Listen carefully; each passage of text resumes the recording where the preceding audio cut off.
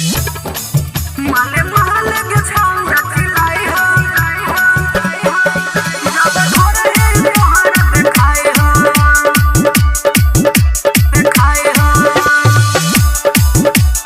जब घर है तोहरा दिखाए हो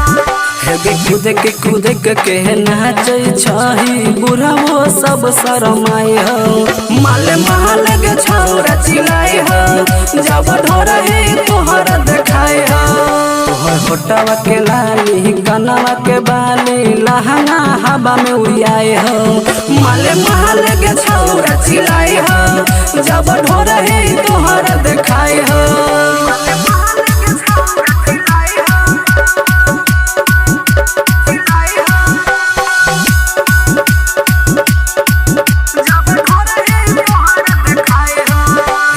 हमारा टोला नाचे एलही डोला दिली सबके मन गे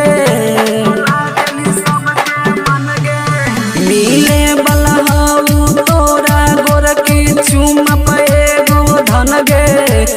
चुमा पे गो धन गे तू टेंशन नहीं कर के गोर की तोहरे मन घबराई है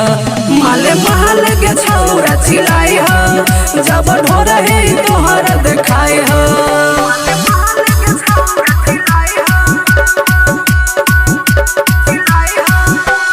मां शारदा रिकॉर्डिंग स्टूडियो हनुमान चौक